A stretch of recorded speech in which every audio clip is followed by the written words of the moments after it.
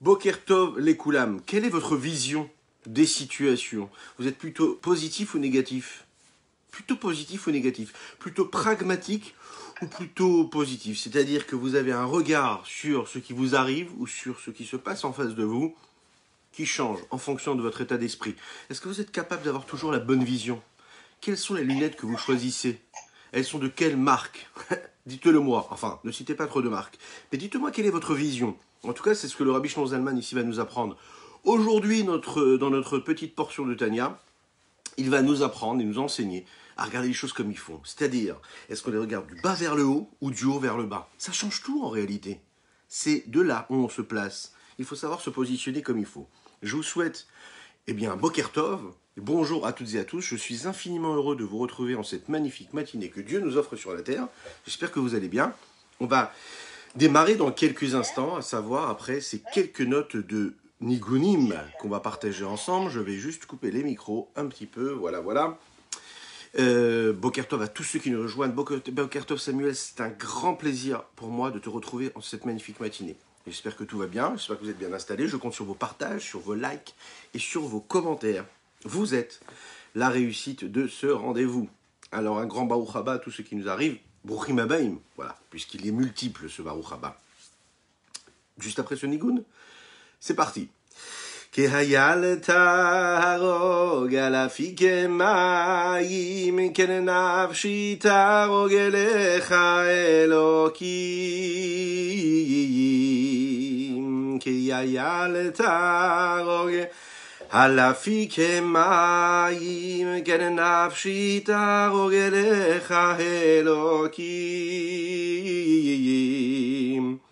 Tzama nafshi el Elokim lekelechai Mata yavo verahe ben Elokim Mata yavo verahe ben Elokim Kehaya letarog alafike ma'im kenafshi tarog elecha Elokim Kehaya letarog alafike ma'im kenafshi tarog elecha Elokim Tzama nafshi L'Elokim lekelechai Matai yavo verahe ben Elokim Matai yavo verahe ben Elokim. Boker Tov les Koulam, bonjour à toutes et à tous, je suis infiniment heureux, je le disais, de vous retrouver en cette magnifique matinée que Dieu nous offre sur la terre. J'espère que vous allez bien. C'est l'histoire d'un chassid qui va voir son maître, le Rabbi Shalom Dovber, le Rabbi Rachab. Le Rabbi Rachab, Boker Tov Laurent, Chazak. Le Rabbi Rachab, c'est le Rabbi Shalom Dovber, c'est le père du Rabbi Yosef Israq, dont nous avons célébré la Hidoula il y a quelques jours. Le Rabbi Shalom Dovber, c'est lui qui a fondé les Yeshiva Tomchet et Mimim. En ce moment d'ailleurs, il y a une grande campagne pour soutenir la Yeshiva Tomchet et Mimim de Brunois. Faites-le, faites-le. J'ai eu le mérite d'étudier plusieurs années là-bas. Donc, n'hésitez pas. Allez soutenir ces œuvres-là. Le Rabbi de Lubavitch avait une affection particulière pour ces Yeshivot. Rabbi Shalom Dovber reçoit un chassid qui vient le voir. Ce chassid-là se présente. Il entre dans son bureau pour une entrevue, ce qu'on appelle une yechidout, une entrevue particulière et assez précise, puisqu'elle est privée.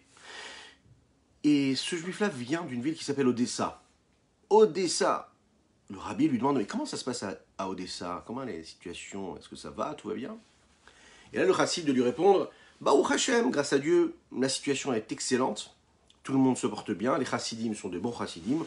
On étudie la Torah comme il faut. Chacun aide son prochain. Ça se passe magnifiquement bien. Le rabbi est content de cette réponse-là. il prend une petite pièce dans son enveloppe, à savoir 1 rouble, et lui donne ce rouble-là. Le chassid sort. Juste après, il y a un autre chassid qui rentre.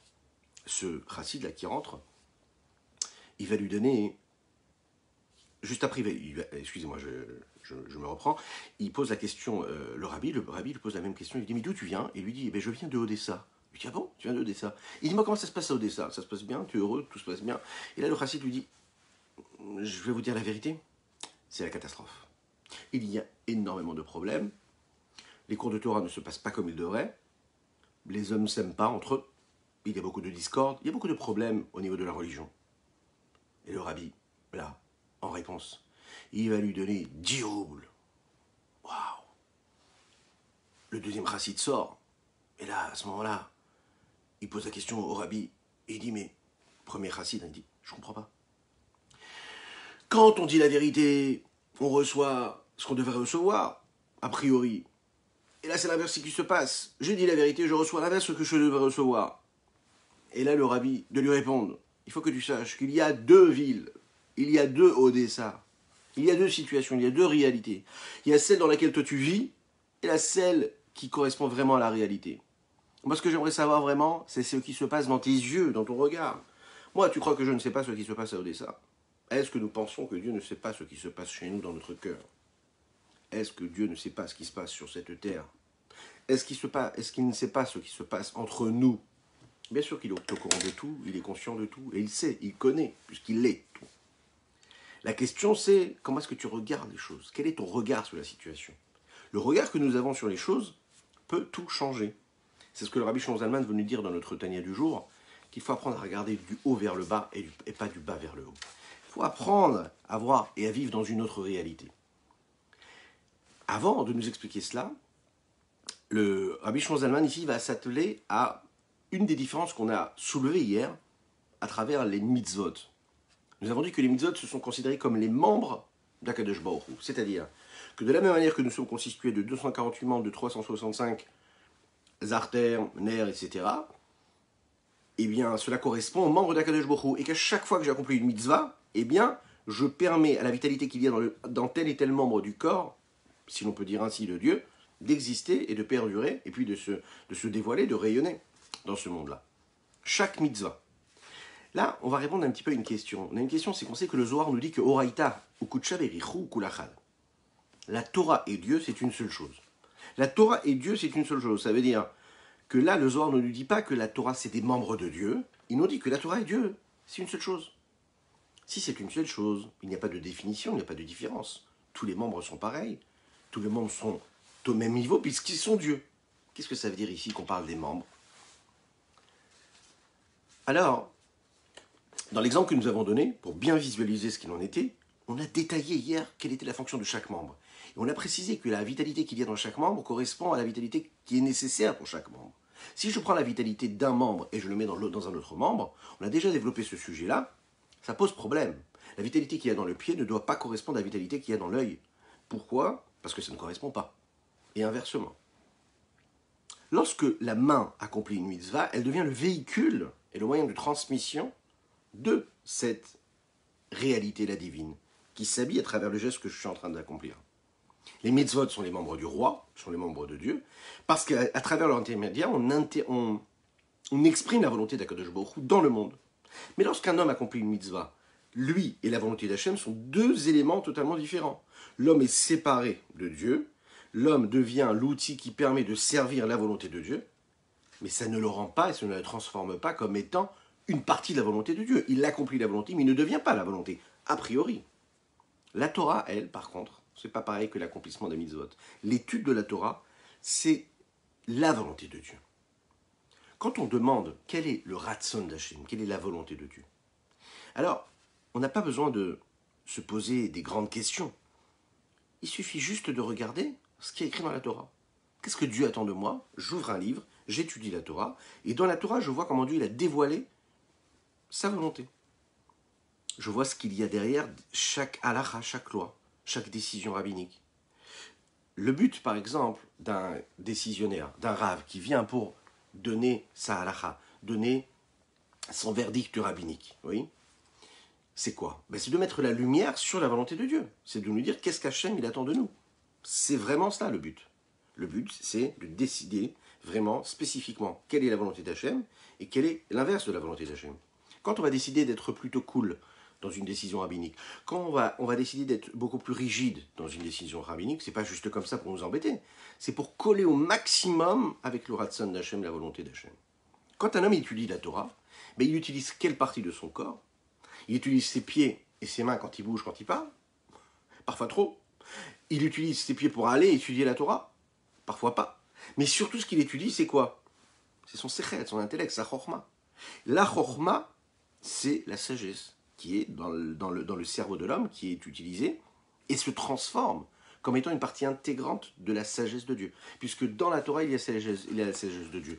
Lorsque je suis en train d'étudier un texte de Torah, et que je fais travailler mes méninges, je fais travailler mes neurones, et que je vais travailler ma partie intellectuelle, quand elle se met en mouvement, elle était froide, elle était à l'arrêt, et je fais travailler ça dans une notion d'intellectualité spirituelle, de Torah. Mais qu'est-ce que j'ai fait à ce moment-là?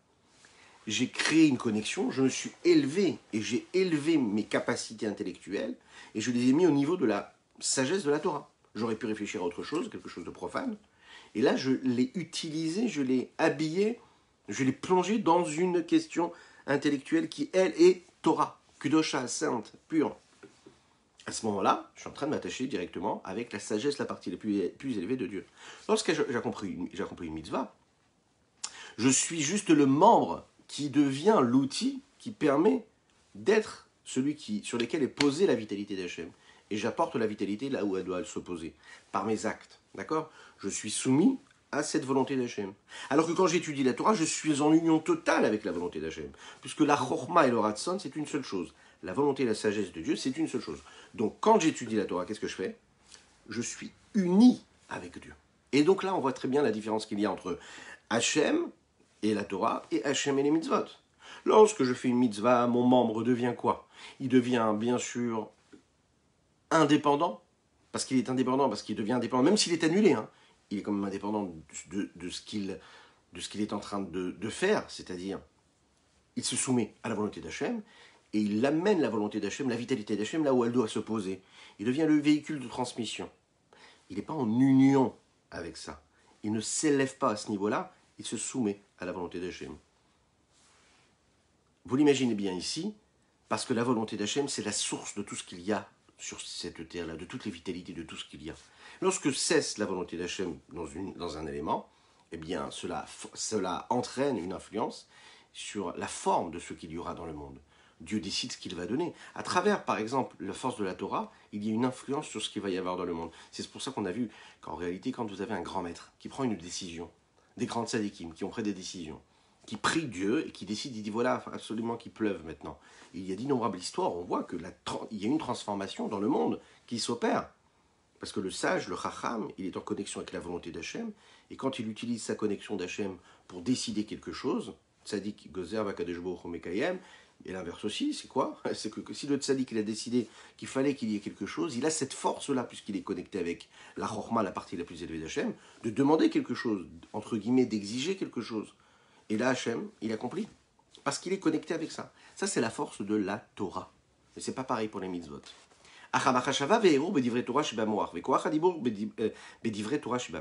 La pensée que l'on a dans les paroles de Torah qu'il y a dans le cerveau, ou bien le potentiel de parole qu'on utilise quand on parle et qu'on utilise des mots de la bouche pour dire des mots de Torah.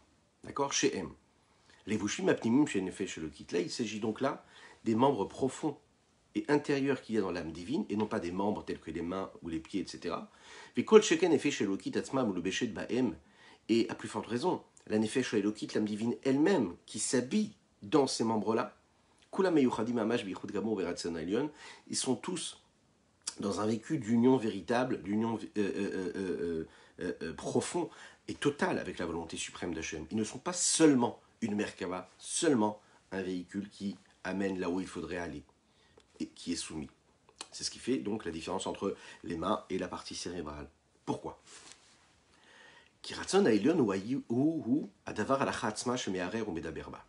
La volonté supérieure, c'est l'élément que je suis en train de développer intellectuellement. C'est cette chose-là. C'est pas que cette chose-là est l'intermédiaire qui me permettra de m'approcher de sa volonté. La volonté, c'est ce à quoi je suis en train de penser. Tous les petits détails qu'il y a de tout ce que je suis capable de faire descendre profondément dans chaque halakha, c'est la volonté profonde de Dieu. Tel est venu dans la volonté d'Hachem, tel est monté dans sa volonté. Je suis d'avoir Zemoutar, au Kacher, au Patour, au Zakai, au Lefer. C'est la volonté d'Hachem de définir cet élément-là comme Kacher, comme permis à la consommation, comme interdit à la consommation, comme permis ou interdit, comme méritant ou comme l'inverse de quelqu'un qui serait méritant, parce que la décision rabbinique aura été décidée de cette façon-là. Mais pas seulement. Lorsque vous étudiez le Tanakh, Torah, Nevim, Ketuvim, toutes les parties de la Torah, et dans cette Torah, il y a différentes façons d'associer les lettres, d'associer les mots, d'arriver à des conclusions à travers les études de tous les textes. Vechen kol tserufei otiot Tanakh. À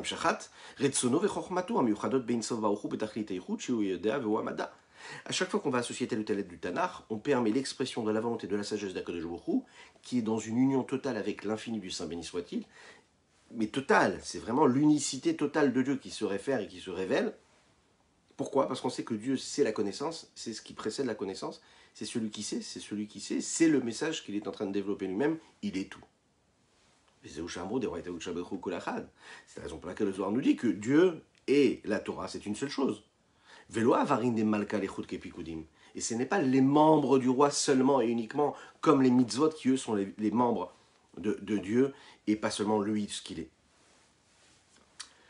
Une petite histoire qui exprime vraiment ce que cela veut dire, la différence qu'il y a entre les mitzvot et la Torah elle-même. On raconte qu'il y avait un grand Gaon, un grand chassid, qui vivait à l'époque du Tzemar Tzedek. Et ce grand chassid-là, qui s'appelait Rabbi Eliyahu Yosef Midrivin, il a eu malheureusement une très très grave maladie. Les médecins qui étaient là-bas, là où il était en Russie, lui ont dit tout simplement, on est vraiment désolé, mais on n'a pas de quoi vous guérir. Il n'y a pas de vaccin. Rabbi Eliyahu Yosef se dit, c'est curieux, parce qu'il y a dans la Torah une maladie comme ça, qui correspond à ce qu'il éprouvait lui, ce qu'il avait comme maladie, et qui était relatée au sujet d'un animal qui aurait telle ou telle forme de maladie. Et sur cette maladie-là, à savoir est-ce que cet animal-là, il peut être cachère ou pas cachère, il y a différentes décisions rabbiniques. Écoutez ça, c'est magnifique cette histoire. Nous avons le Beth Yosef qui donne son avis, et nous avons le Rama qui donne son avis. Le Beth Yosef, c'est le décisionnaire qui a ensuite écrit le Shulchan Aruch. Et nous avons le Rama. Le Rama, c'est le Rabbi Moshe Israelis. C'est le décisionnaire Ashkenaz. Le Beth Yosef était séfarade, et le Rama, Rabbi Moshe Israelis, lui, c'est le décisionnaire Ashkenaz, qui est la référence de tous les décisionnaires Ashkenaz.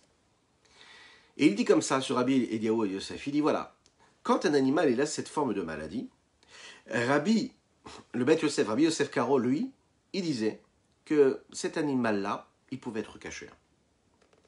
Alors que le rabbin Ashkenaz, le décisionnaire Ashkenaz, lui disait que cet animal-là, il était taref, donc impropre à la consommation. Alors il s'est dit quelque chose de simple. Au sujet de cette maladie qui correspond à la maladie qu'il avait, la halakha de Beth Yosef, qui était séfarade, qui était à cette époque-là le décisionnaire d'Eretz Israël, puisqu'en Eretz Israël on suivait le Beth Yosef, lui permettait. Donc cela voulait dire qu'il y avait une sortie quelque part. Il y avait une possibilité de trouver une guérison, parce que de dire que cet animal-là il peut être cachère, ça veut dire que quelque part un jour il pourra guérir. Et comme il pourra guérir, alors on prétend qu'il est cachère. Là où le rabbin Ashkenaz, le décisionnaire Ashkenaz lui disait non, il n'y a pas de solution. Cet animal il est taref parce qu'il ne va pas s'en sortir. Lui il se dit, moi j'habite où en Russie? Qui c'est qui décide ici? C'est le décisionnaire Ashkenaz. J'ai une magnifique idée. Je vais voyager en Eretz Israël, je vais aller là-bas, puis je vais m'établir là-bas. Et puis donc, comme je serai sous l'emprise, mais écoutez, parce qu'elle est très profonde cette histoire, comme je serai sous l'emprise et l'influence de qui? Du tzaddik de la génération qui est le Beth Yosef, qui est le tzaddik. On voit dans cette histoire ici déjà, entre parenthèses, comment le fait déjà d'être dans l'enceinte du tzaddik, parce que c'est le tzaddik qui influence l'endroit dans lequel nous sommes, qui influence la gdusha de l'endroit, la sainteté de l'endroit. Donc il s'est dit, je vais aller en Eretz Israël, et de cette façon-là, je vais guérir. Comme le Beth Yosef qui lui pense que cet animal-là peut être caché parce qu'un jour il va guérir. Il prend cette décision, il va voir son tzaddik, il va voir le Tzemar Tzedek, il lui dit voilà, qu'est-ce que vous en pensez? Il lui dit ok, il n'y a pas de problème. fais ce que tu penses. Ce tzaddik-là, écoutez bien, il est parti en Eretz Israël, il a voyagé, il s'est établi là-bas, il a vécu 20 ans de plus. 20 années. 20. Voilà. On voit que quoi en fait ici? On voit dans cette petite histoire comment dans la Torah il y a tout. Dans la Torah il y a tout, et que la Torah et Dieu c'est la même chose. C'est-à-dire que si dans une halakha tu es capable de voir ta réalité, tu es capable de transposer ce que toi tu es en train de vivre dans ta vie à une halakha qui pourrait paraître insignifiante, qui parle d'un animal, est-ce qu'il serait caché ou pas, et que tu en fais, tiens, c'est-à-dire que tu vis ta vie grâce à ça, et tu prends des décisions sur ta vie, sur ta façon de vivre. Bien sûr que c'est une influence, pourquoi? Mais parce que cette halakha, c'est la volonté de Dieu même. C'est pas juste comme ça un conseil de vie, c'est pas juste une petite halakha au coin d'une page. C'est la volonté d'Hachem. Quand le Beth Yosef il prend une décision rabbinique, c'est la volonté d'Hachem. Quand le rabbin il prend une décision, c'est la volonté d'Hachem. Donc ça a une influence sur ta réalité. Vous imaginez un petit peu ce que cela veut dire? Ça veut dire qu'on doit choisir de voir ce que nous voulons voir. Le monde, c'est une réalité. Et nous l'avons vu, on a différentes façons de voir cela. Quelles lunettes nous allons prendre? Vous, dans votre vie, j'aimerais bien savoir ce que vous en pensez, vous. Comment, quand vous vous levez le matin, quand vous avancez dans cette rue, quand vous êtes dans votre voiture, quand vous êtes chez vous à la maison, quelle est la vision que vous avez? Comment, quelles lunettes vous portez? De quelle marque? Est-ce que c'est plutôt celle du Beth Yosef, celle du Rama, celle... Qu'est-ce que vous voyez en fait? Ça, c'est la vraie question à laquelle on va essayer de répondre ici. Lorsqu'on donne un exemple à une personne qui est en face de nous pour essayer de lui faire comprendre quelque chose, on essaye de lui donner cet exemple-là, on essaye de visualiser, de lui permettre, lui, de visualiser à travers quelques détails, merci, à travers quelques détails qu'on va lui donner, de lui permettre de voir ce qu'on essaye de lui faire comprendre. Celui qui entend le message qu'on est en train de transmettre, lui, essaye de déceler à travers les mots qu'on est en train d'employer le message qu'on veut lui faire passer. On sait que l'exemple et l'allégorie qu'on expose n'est pas le but. C'est le moyen qui me permet de comprendre ce que j'aimerais lui faire passer. Ces mêmes mots, parfois, peuvent dire deux choses différentes. Parfois, je vais dire quelque chose et la personne qui est en face ne va pas du tout comprendre ce que je suis en train de lui dire. Elle va comprendre parce qu'elle a un mode de fonctionnement intellectuel, émotionnel, qui ne correspond pas au mien. Souvent, c'est ce qui se passe dans un couple. On n'a pas les mêmes mots, on n'a pas les mêmes termes. Les mêmes mots qu'on emploie ne veulent pas dire les mêmes choses, n'envoient pas les mêmes signaux. Parce que chaque mot fait appel à tout un vécu, à toute une histoire, à toute une psychologie qui est née, qui a créé des ancrages intellectuels, émotionnels, cognitifs, qui créent comme ça des liens en nous et qui font appel à des sensations de joie ou de peine, à de la tristesse ou bien à du bonheur ou bien à l'inverse. Voilà. Et donc en fait on ne se rend même pas compte, mais des fois pendant toute notre vie on peut dire les mêmes mots. Pour nous ils veulent dire... Ils sont graves, et parfois, pour celles qui sont en face, ils ne sont pas si graves que ça. Parfois, ils sont apparemment insignifiants, mais la personne qui est en face va les prendre très très très mal. Pourquoi? Parce que toute sa vie, quand elle entendait ce mot-là, c'était quelque chose qui faisait appel à quelque chose de très grave chez elle. Donc quand on va employer ce mot-là, à chaque fois, elle va se braquer, et à chaque fois, ça va être des problèmes. Pourquoi? Parce qu'on n'a pas les mêmes codes. Chacun et chacune n'a pas les mêmes codes. On n'a pas les mêmes mots, on n'a pas la même vision de tout. Alors... Quand on a la possibilité d'utiliser les bonnes lunettes, on va voir qu'on aura la possibilité aussi de changer notre vie.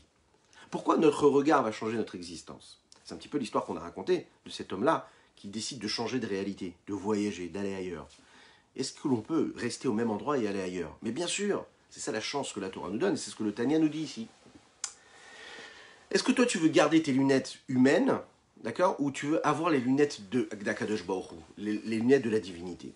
Si je regarde la réalité avec les yeux de Dieu, je vais pouvoir scruter et percevoir quelque chose d'autre.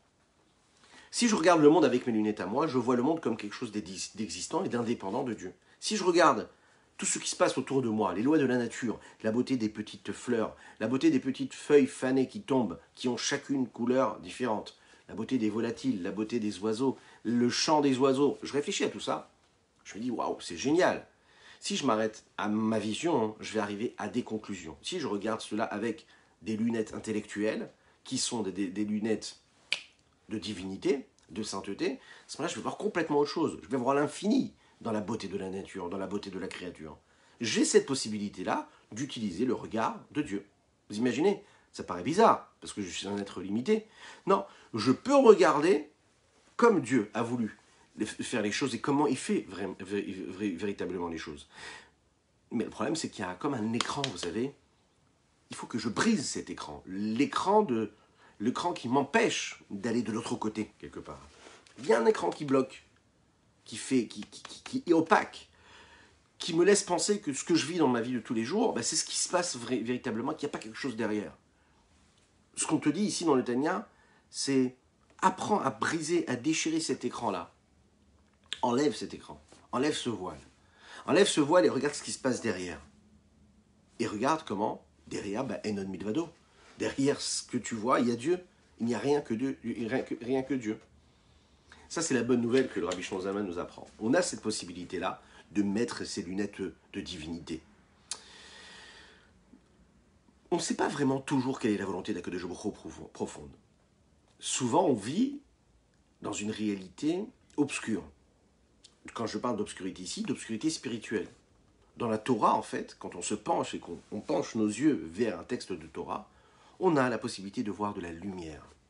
C'est d'ailleurs ce qui se passe. Quand on prend un texte, eh bien, on voit de la lumière. Le texte, l'étude, ça nous permet de voir les choses. Mais qu'est-ce que ça veut dire de voir les choses? Ça veut dire de chasser cette obscurité, de chasser ce voile-là. Quand je regarde avec le texte, il ouvre mes yeux. Il ouvre mes yeux, mais c'est-à-dire mes yeux extérieurs, mais surtout mes yeux intérieurs. Il ouvre ma compréhension, il me fait prendre du recul, il me fait analyser ce que je suis en train de voir ou de vivre. Ça, c'est Akadosh Baruch Hu. Ça, c'est voir comme Akadosh Baruch Hu. Il demande que l'on voit, que nous voyons.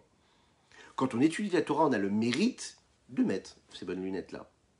Au moment où on étudie la Torah, on s'attache et on s'unit avec Dieu. Nous l'avons dit tout à l'heure, l'étude de la Torah, c'est la sagesse suprême de Dieu. Donc quand tu étudies la Torah, tu t'attaches à ce niveau élevé, tu t'élèves complètement. Si en général on a l'habitude de comprendre ce que quelqu'un nous explique en fonction de ce que lui nous explique, quand on va étudier la Torah d'Akadosh Baruch Hu, là on est en train de se mettre au niveau de ce qu'Akadosh Baruch Hu attend de nous. Quand un maître nous enseigne quelque chose, ok, ou quand il nous explique, je ne sais pas moi, quelque chose de profane, voilà, on vient, on vous livre un réfrigérateur, on vous explique comment le réfrigérateur marche. Eh bien, vous allez écouter les recommandations, ce qu'il faut faire, ce qu'il ne faut pas faire, sur quel bouton il faut appuyer ou pas.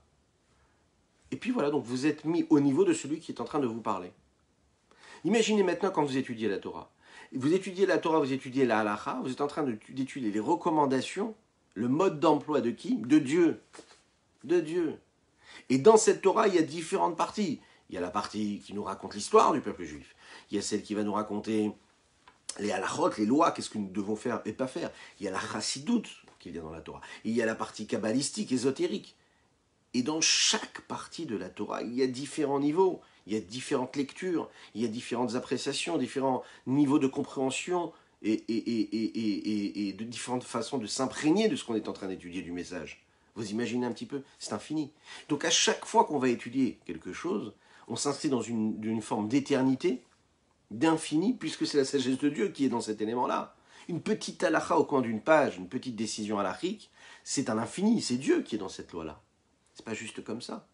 Et quand on étudie, quand on se met à ce niveau-là, c'est pas juste qu'on entend le mode d'emploi d'un réfrigérateur, on apprend comment accomplir la Torah, mais surtout on s'inscrit dans quoi? Dans cette éternité qu'il y a dans ce message-là. Donc par l'intermédiaire de la Torah, j'ai la possibilité de me mettre au niveau de celui qui me donne le message. Parce que la parole d'Akadosh Baruch Hu est en union totale et complète avec le message qu'elle est en train de nous donner dans la Torah. Et le Rabbi Shlomo Zalman va nous dire quelque chose d'encore plus fort ici. Il nous dit que l'étude, c'est pas seulement que l'étude nous unit avec Dieu, mais elle nous transforme. Elle nous transforme, c'est-à-dire que quand on a étudié la Torah pendant 1 heure, quand ensuite on sort dans la rue, on ne voit pas les choses de la même manière. Quand après on doit prendre une décision dans ce que nous devons faire dans notre vie de tous les jours, on va changer aussi notre forme de décision. On ne va pas prendre la décision de la même manière. Pourquoi est-ce qu'on ne va pas prendre la même décision? Parce qu'on a étudié et que nos neurones, notre tête, notre cerveau et tout notre corps s'est imprégné et s'est uni avec Dieu. Donc on imagine bien, on s'est élevé à ce moment-là. Donc notre mode de fonctionnement, il change aussi. On ne va pas apprécier ce que nous regardons de la même manière. C'est un petit peu comme on donnait l'exemple de celui qui donne l'exemple et ce que nous comprenons de l'exemple.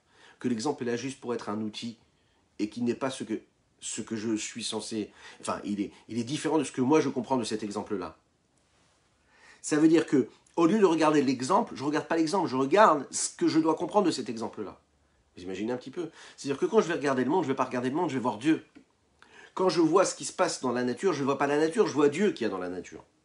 Ça, c'est un niveau, mais on peut l'atteindre. On peut l'atteindre quand on apprend la Torah, parce que quand on étudie la Torah, on a habitué notre mode de fonctionnement intellectuel à s'imprégner et à s'unir avec Dieu, et donc on s'est élevé.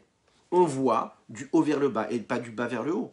On voit en fait chaque chose que l'on voit, on le voit comme le dévoilement de Dieu. Ouais. Tout ce que je le vois comme étant le dévoilement d'Akadosh Baruch Hu. Les Chaim, les Chaim. Je vous rappelle qu'aujourd'hui, nous étudions pour une très bonne nouvelle qui va arriver très rapidement, pour votre mérite, chacun et chacun, mais également pour une très bonne nouvelle, ce que nous espérons, pour qu'Akadosh Baruch Hu envoie un bon zivoug, un excellent zivoug à notre cher Elisheva Badrivka. Voilà. Ce cours-là est offert pour cette bonne nouvelle qu'on aimerait, qui se réalise très très rapidement, qu'Hachem lui envoie son beau zivoug, et qu'elle puisse se marier rapidement, comme il faut, avec le meilleur des zivougim, qu'il lui envoie son mazal, ainsi que chaque personne ici présente, tous ceux qui ont besoin de se marier, qui puissent trouver leur zivoug, leur khatan, leur kala, ceux qui ont besoin d'avoir des enfants, qu'ils aient des enfants. Et juste un petit instant. Tac, tac. Excusez-moi, un petit instant.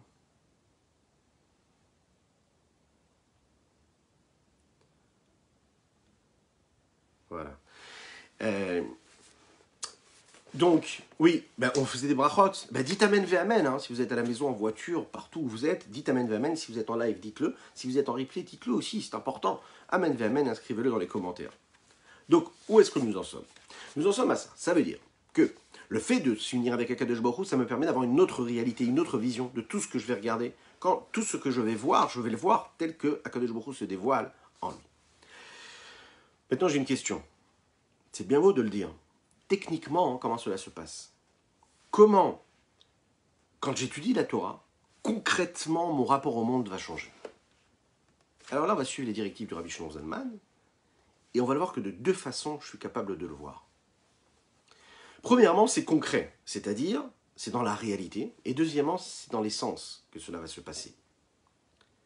Concrètement, c'est que le fait que j'étudie une partie de la Torah, qui fait partie de la partie dévoilée et révélée de la Torah, comme par exemple la Gemara, le Talmud, comme par exemple la Halacha, comprendre qu'est-ce qu'il faut faire dans telle ou telle situation, halachiquement. Ok?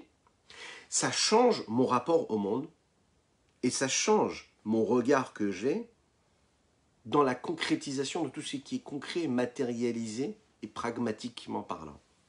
Vous avez des hommes qui n'aiment pas du tout étudier tout ce qui est ésotérique, tout ce qui fait partie de Dieu. Ça ne les intéresse pas de comprendre ce qu'il y a derrière, de comprendre ce qui est kabbalistique ou chassidotique. Ils veulent s'intéresser juste à ce que le Talmud dit et ce que la halakha dit. Le problème, c'est qu'ils vont se couper d'un élément du regard qu'ils ont et du vécu de Dieu sur terre et de Dieu avec eux et de Dieu en eux. Pourquoi? Parce que la halakha va me permettre de voir ce qu'il faut faire pragmatiquement, d'être pragmatique, de vivre Dieu dans la réalité, mais elle ne me permet pas de changer le regard que je vais avoir sur la partie ésotérique et profonde. Dieu se révèle profondément, mais Dieu se révèle aussi dans ce qui est concret. Quand j'étudie le Talmud, quand j'étudie la halakha, je vois pragmatiquement comment est-ce qu'il y a Dieu de manière concrète. Un homme qui vit dans ce monde-là, il va prendre des décisions claires, nettes. Il se dit, voilà, la halakha a dit que je dois me comporter de cette façon-là, il va donc décider de se comporter de cette façon-là. La halakha me dit de se comporter de cette façon-là, je sais que quand j'accomplis ce que Dieu me demande, et que j'accomplis sa halakha, sa loi, ses décisions rabbiniques, je suis en train de m'attacher à Dieu parce que je fais ce qu'il me demande.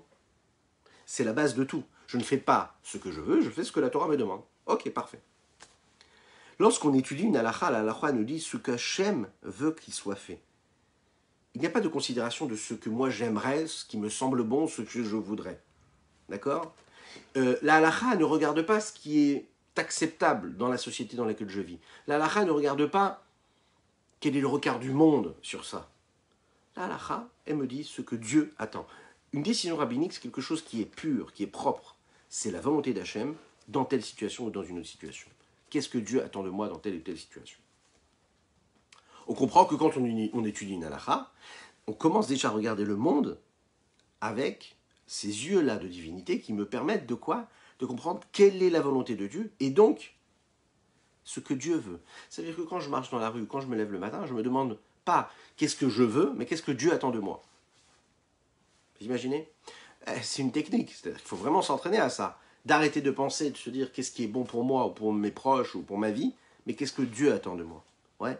La situation, elle est compliquée en ce moment. On ne sait plus quoi penser. Mais il faut même plus se poser cette question. Il faut se dire qu'est-ce que Dieu il attend de ça. C'est un réflexe. Hein, il faut s'habituer à penser comme ça. Il faut arrêter de se dire waouh, la situation elle est comme ci, la situation elle est comme ça, c'est triste, ça fait peur, etc., etc. Non, pas du tout. La situation que nous devons vivre, c'est quoi? C'est l'appréciation divine qu'on doit avoir des choses. Dès que j'étudie la halakha, je ne vais plus savoir, je ne vais plus chercher à savoir qu'est-ce que je veux, mais qu'est-ce que Dieu veut. Maintenant, de manière essentielle et profonde, comment est-ce que l'étude de la partie profonde de la Torah, l'étude de la Kabbalah, l'étude de la Chassidoute, me change le rapport que j'ai au monde de manière essentielle? Un homme qui vit dans ce monde-là s'habitue à voir ce qu'il voit de manière concrète. Il se dit, voilà, ce que j'ai vu, ça définit ce que je dois ressentir ou ce que je dois penser de ce que j'ai vu. Un homme, il est pragmatique. Il veut voir une réalité réelle, vraie, qui n'est pas assujettie au changement, qui n'est pas remise en cause à chaque fois. Un homme, il a besoin d'être sûr. Il ne veut pas être dans le doute.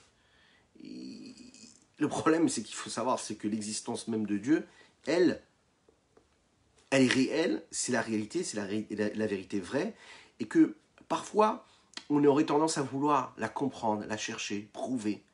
On oublie que c'est une réalité réelle telle que on est capable de voir la réalité qu'il se présente à nous.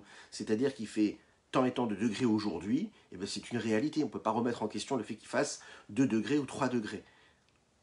Quand il va s'agir ici de réfléchir à la présence de Dieu ou pas, l'homme souvent peut se laisser aller à se remettre en question, à remettre en question une présence de Dieu ou pas. Celui qui étudie la Torah Chassidut, celui qui étudie la Kabbalah, celui qui étudie cette partie profonde de la Torah, il s'attache à l'essentiel, qui va lui permettre de changer non pas son regard des choses, mais changer une réalité. C'est-à-dire que ce qu'il va le voir, ce n'est pas une question de savoir et de comprendre est-ce que la foi, est-ce que la conviction en Dieu, c'est en relation et c'est en correspondance, et est-ce que ça correspond à ce que la science va nous dire, ou est-ce que ça va avec ce que le monde pense, ou ce que les livres d'histoire nous apprennent? Non, pas du tout. Ça s'inscrit dans la réalité. Alors, on est en train, en ce moment, dans la paracha, on parle de la paracha de Béchalar, de la sortie des bénis Israël d'Égypte. La meilleure façon de répondre à tous ceux qui essayent de remettre en question le nombre de temps et d'années que le monde a vécu, et le Big Bang, et pas le Big Bang, et la création du monde, et ci et ça, la meilleure réponse que les Chachamim nous donnent ici, ils nous disent, c'est la sortie d'Égypte. Pourquoi est-ce qu'on parle de la sortie d'Égypte? Parce que dans quelque chose de concret, de historique, je suis capable de voir Dieu. C'est pas un hasard si le nombre incalculable de fois où nous parlons de la sortie d'Égypte tous les jours dans nos téphilotes est extraordinaire. Il y a énormément de mitzvot dans la Torah, et de quoi nous parlons? Nous parlons de la sortie d'Égypte. Sortie d'Égypte. Mais qu'est-ce qu'il y a dans cette sortie d'Égypte? On a vécu plein de choses dans notre vie de peuple juif. Pourquoi la sortie d'Égypte? Et les sages nous expliquent que c'est pour donner une vérité historique, pour inscrire ça dans l'histoire. Tout le monde est d'accord que c'est ça s'est passé, cette sortie d'Égypte. Et si la sortie d'Égypte, elle a vraiment eu lieu, de ça tu peux savoir que la vérité du peuple juif, elle est là. Elle s'inscrit dans ça. Que tout le reste, c'est aussi vrai. Et quand on va te dire, oui, mais il n'y a pas de problème, mais le monde, il a plusieurs millions d'années, la réponse qu'on va te donner ici, c'est que la vraie réalité aussi, elle te montre la présence d'Hachem. Elle te donne les bonnes lunettes, le bon regard que tu dois avoir surtout. Elle te permet l'interprétation, elle te donne l'interprétation que tu dois avoir. Comment? Une des réponses que l'on va donner à ce moment-là, c'est que ceux qui vont dire que quand on prend par exemple un élément et qu'on fait des recherches archéologiques et qu'on analyse une pierre, on analyse tel élément ou tel objet qu'on va trouver dans le monde, et que ça nous prouve que le monde il a tant et tant d'années, et qu'on le date avec des millions d'années, comme ils ont l'habitude de dire, la réponse elle est simple, c'est que quand on voit historiquement ce qui s'est passé, qu'à une période du monde, quand le monde il a été créé par exemple, le monde a vécu le Maboul, eh bien les Chachamim nous interprètent cela en nous disant que le Maboul c'était un moment qui a fait vieillir le monde.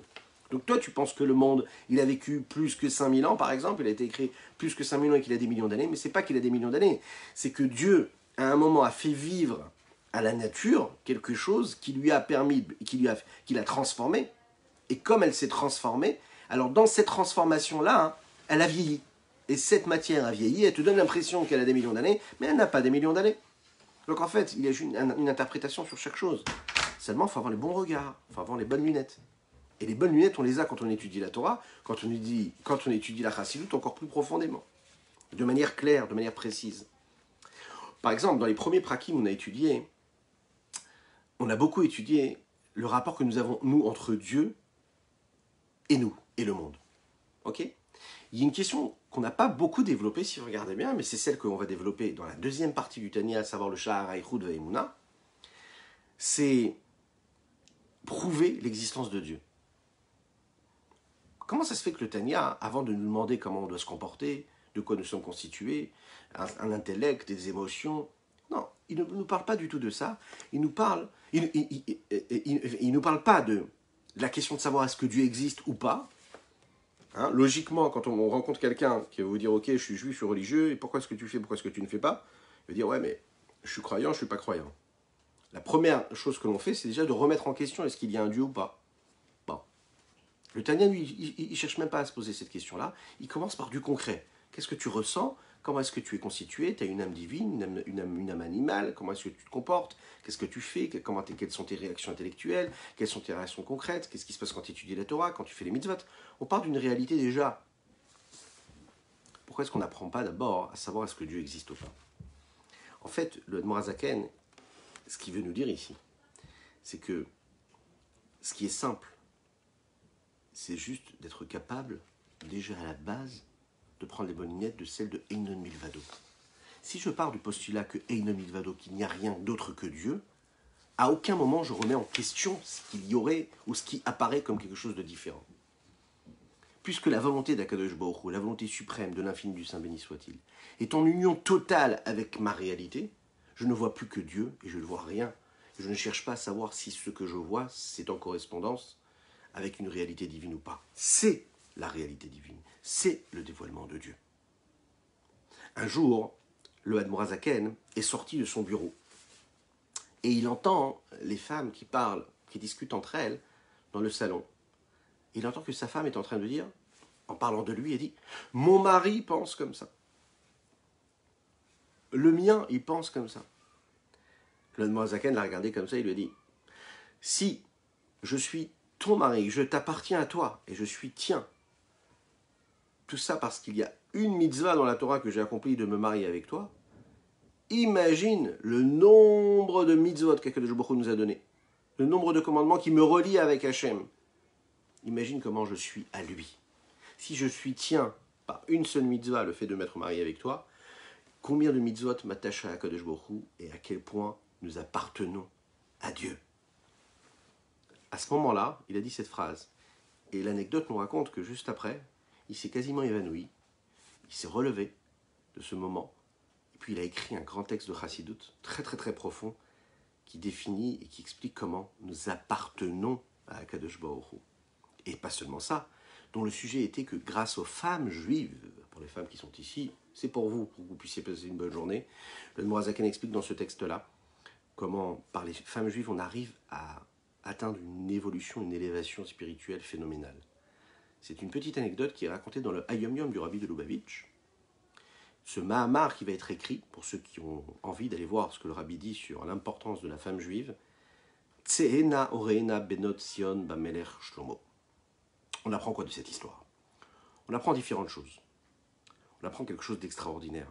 Que quand le Admor HaZaken il entend sa femme qui dit « tu es le mien », entre guillemets le mien, lui tout de suite, la connexion qu'il fait c'est ok, si elle dit ça sur moi, qu'est-ce que je suis avec Dieu? C'est-à-dire que la connexion, c'est tout de suite penser à Dieu. Qu'est-ce que j'apprends de ce que je vois? Qu'est-ce que j'apprends de ce que j'entends? À cause de la mitzvah, par la mitzvah, et grâce à la mitzvah, je suis attaché avec Akadosh Baruch Hu. Toute ma réalité, c'est la réalité divine. Je ne respire pas, je respire parce que Dieu veut que je respire. Qu'est-ce qui va se passer maintenant pour une personne qui réussit à ne plus voir du tout ce qui se passe concrètement dans ce monde-là, mais qui réussit à atteindre le niveau supérieur, d'être toujours dans ce vécu divin? Alors regardez ce que le Rabbi Shlomo Zalman nous dit ici dans les mots. Après que la volonté, puisque la volonté supérieure et suprême de Dieu est unie avec l'infini du Saint béni soit-il, mais le total lien contact, union véritable, ou Begilou, il est gamré velobe esterpanim klaloukal, de manière totalement dévoilée, sans jamais aucun voile. Benefesh Eloki Tuluveshe Apnimim, dans l'âme divine et dans les vêtements qu'elle porte, c'est-à-dire les outils, les moyens d'expression qu'elle possède, qui sont la parole et la pensée, chez Machashavata Vedibura, Beotasha Adam Osek Bedivre Torah, au moment même où l'homme étudie la Torah. À ce moment-là précis, l'âme qui étudie, l'âme qui prononce, l'âme qui comprend, et dans ce vécu-là, d'union véritable avec l'infini du Saint béni soit-il, comme l'union de la pensée et de la parole de Dieu avec son essence. Il n'y a rien de séparé de Dieu, si ce n'est quelque chose qui serait voilé. Donc ce que je vois, ce n'est que le voile de ce que l'on veut me montrer, mais ce n'est pas la réalité.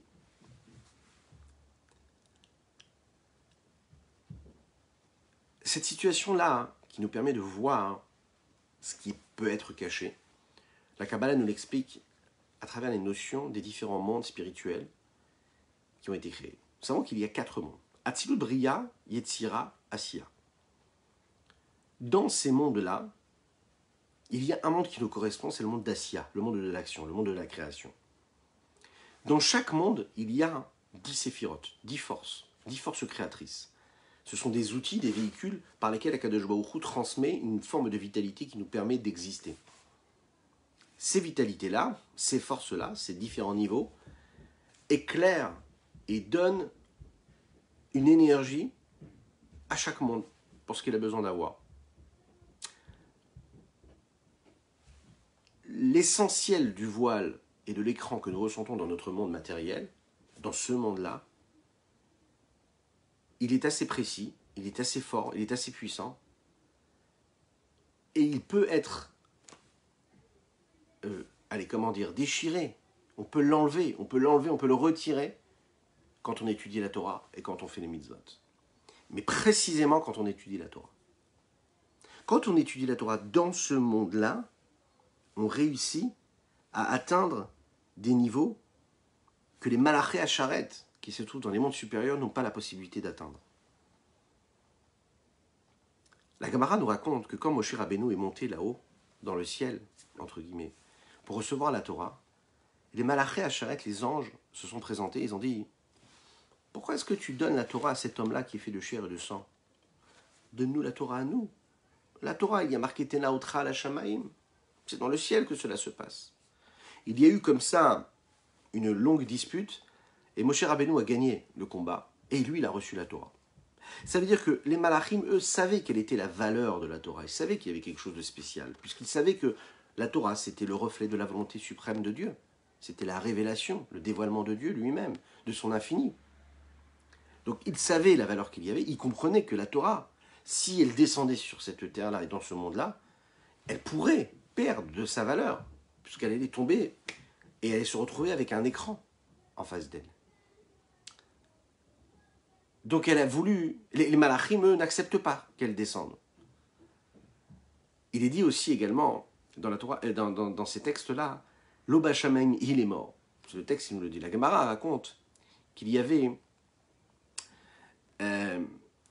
une discussion, ce qu'on appelle une marloquette, entre Rabbi Elazar ben Orkonous et les Chachamim. Rabbi Elazar voulait prouver à travers et par des miracles qu'il avait raison. Et les Chachamim, eux, ont refusé d'accepter la décision qui avait été donnée par Rabbi Elazar ben Orkonous parce qu'ils prétendaient que la halacha ne devait pas être donnée par des miracles. Les Chachamim ne voulaient pas accepter.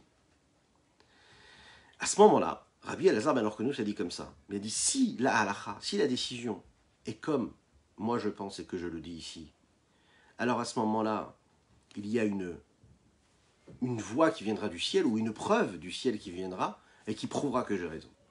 Et si ce n'est pas le cas, on le saura aussi. Juste à ce moment-là, il y a une voix du ciel qui est sortie et qui a dit « Qu'est-ce que vous avez avec Rabbi Elazar ?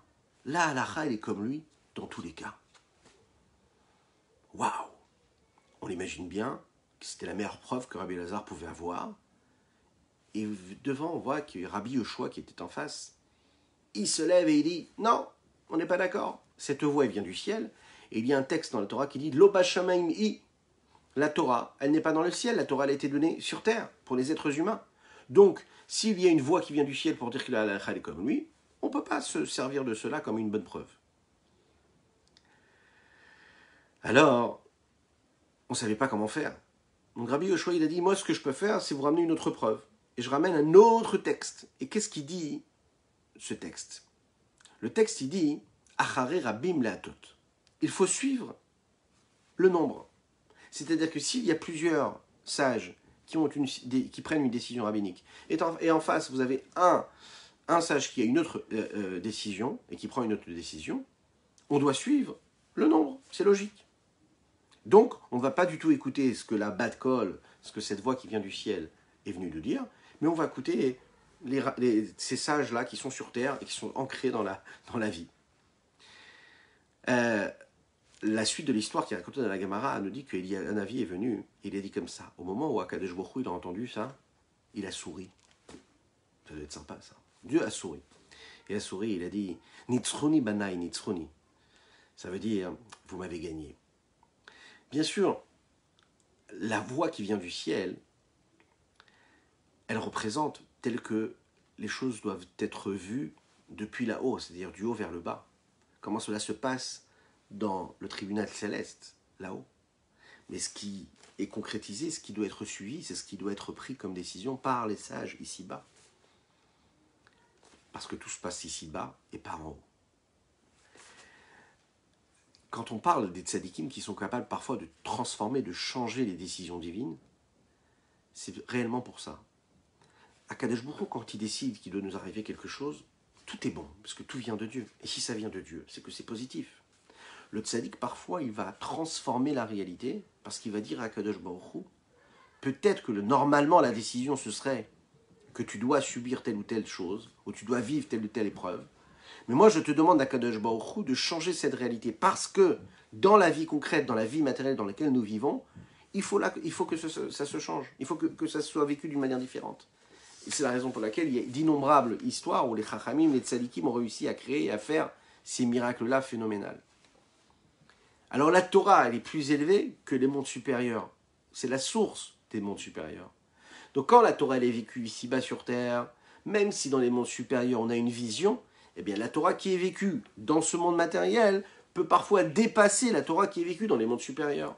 Pourquoi? Parce que Alpaim, Shana, Kadma, Torah, Laolam, il est dit comme ça que la Torah elle a précédé le monde de 2000 ans. C'est-à-dire qu'avant que le monde soit créé, on a déjà la Torah. Les mondes supérieurs dans lesquels tu as la prétention de pouvoir penser et d'imaginer que ce soit un niveau qui est plus élevé que le niveau que je suis capable d'atteindre avec la Torah qu'il y a dans ce monde-là, je te rappelle que la Torah a précédé la création de ce monde-là. Donc le but de cette Torah qui est étudiée dans ce monde matériel peut dépasser la Torah qui se trouve dans le monde spirituel. Parce que la Torah, elle est plus élevée que les mondes de Hatzilut, que les mondes de Bria, que les mondes d'Asiya. Pourquoi? Parce qu'il est dit comme ça, Kulam bechorma asita. Tout a été fait avec la chorma. Tout a été construit avec la chorma. Ça veut dire que tous les mondes ont été faits avec la chorma. Donc la chorma a précédé les mondes supérieurs. Donc tous les mondes. La Kabbalah nous dit ça avec ses mots. Quand elle interprète cela, elle nous dit que la Torah, elle vient de ce qu'on appelle Sovev Kolalmin, le niveau de Sovev. Il y a deux façons d'éclairer le monde, d'illuminer notre monde. Et ce qu'on appelle Memale Kolalmin et Sovev Kolalmin. Qu'est-ce que c'est Memale? Memale, c'est la lumière d'Akadosh Baruch Hu qui remplit tout le monde. C'est la lumière divine qui se restreint et qui correspond et qui s'adapte à chaque niveau, à la capacité de réception du monde dans lequel elle se trouve. Chaque monde a une lumière qui lui est destinée. Chaque séphira a une forme de lumière et une forme de dévoilement. Et à chaque fois que la lumière divine correspond à ce qu'il reçoit, à la personne qui reçoit ou bien au monde qui reçoit, alors à ce moment-là, il y a une compression, une condensation, une adaptation, une restriction de manière extérieure, superficielle, qui s'opère, qui se crée, afin que l'on puissions recevoir cette lumière-là. Le Harizel le dit, c'est ce que nous appelons le Or Akav. Le Or Akav, c'est la lumière du cave qui éclaire après que le Tzimtzum ait eu lieu dans chaque séphirote. On ne va pas rentrer trop dans les détails, on a déjà développé ça une fois. De l'autre côté, vous avez la lumière du Sovev Kolalmin. C'est la lumière divine qui ne correspond pas, qui ne s'adapte pas à chaque monde. C'est une lumière qui est telle qu'elle est dans la source. Elle est au-dessus de toutes les limites. Cette lumière-là n'a pas de différence. Il n'y a pas de différence dans quel monde elle se trouve. Il n'y a pas de différence entre les mondes supérieurs ou inférieurs. C'est une lumière qui est égale partout pareil. Dans les mots du Harizal, du Rabbi Yitzhak Luria, c'est ce qu'on appelle le Igul Agadol, le grand cercle. On ne va pas rentrer dans les détails. On voit très bien dans ces mots-là, dans l'interprétation que nous pouvons en donner, et dans la description qui est faite dans la Kabbalah, comment la lumière du Sovev, c'est la volonté d'Hachem, et que l'existence de tous les mondes provient et dépend, quelque part, de ce que Dieu veut ou qu'il ne voudrait pas, et que cette volonté-là ne nous éclaire pas de manière profonde, mais est là de manière globale, extérieure.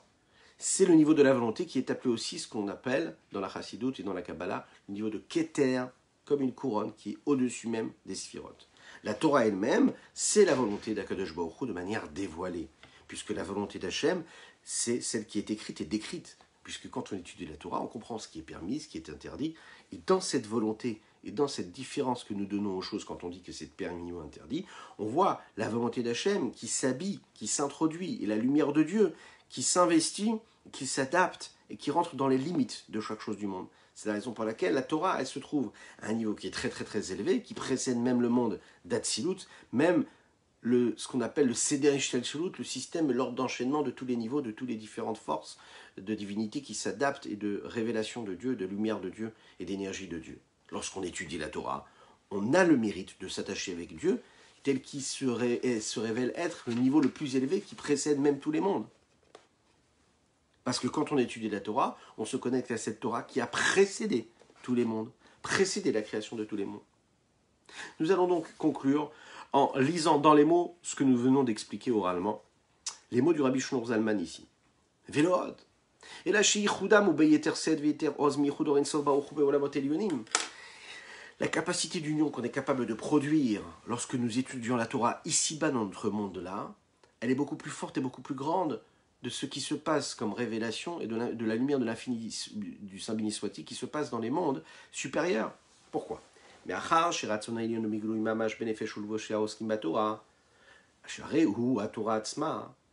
Puisque la volonté suprême d'Akadosh Baruch Hu se révèle et se dévoile dans l'âme de celui qui étudie la Torah, parce qu'il étudie quoi ? Avec sa pensée, sa parole et son intellect, c'est la Torah elle-même.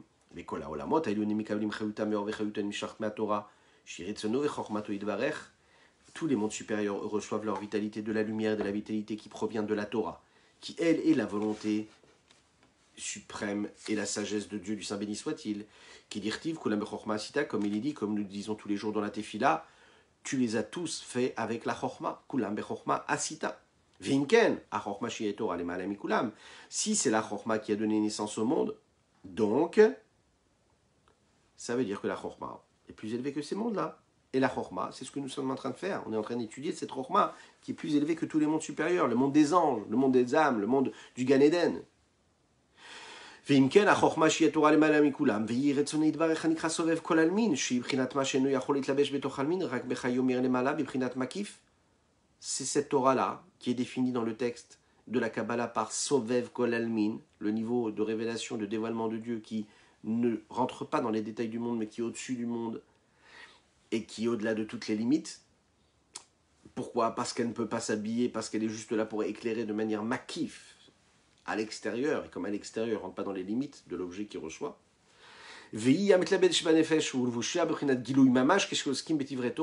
Et par contre, c'est elle qui peut s'habiller et qui peut se dévoiler quand on est en train de l'étudier dans ce monde-là avec nos outils limités. Et même si un homme il ne peut pas le voir, il doit savoir que c'est la vraie réalité. On doit savoir que quand on étudie la Torah, on se connecte à cette lumière-là globale qui nous entoure et qui entoure tous les mondes et qui est infinie.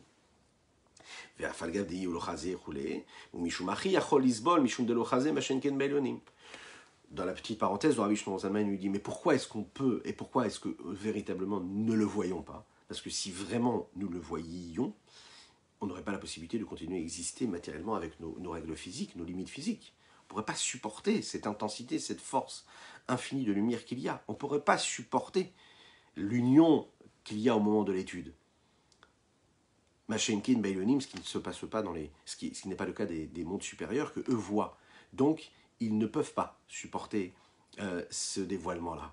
Donc si nous, on peut le supporter, c'est parce qu'on ne le voit pas vraiment, mais on est quand même en union avec ce dévoilement. Alors que dans les mondes supérieurs, eux, auraient la possibilité de voir, et que si vraiment ils voyaient ce dévoilement, et qu'ils subissaient ce dévoilement de Dieu, ils ne pourraient pas supporter l'intensité et l'infini qu'il y a dans cette lumière. Voilà ce qu'on pouvait dire aujourd'hui. Je vous souhaite une excellente journée. Que Dieu vous bénisse et qu'il vous protège. Que vous puissiez vivre chaque moment de votre journée dans cette réalité. Choisissez les bonnes lunettes. Vraiment, prenez les bonnes lunettes, une bonne marque, celle de la Torah. Regardez les choses comme il faut avec la vision de la Torah et des mitzvot. Plein de brachot pour tout le monde. Je vous rappelle que nous avons étudié aujourd'hui pour le mérite de chacune et chacun d'entre vous. Et précisément le mérite de Elisheva Bat Rivka, qu'Hachem lui envoie son zivug très rapidement. Amen ve amen. Excellente journée. Varikoti lachem brachat belidai.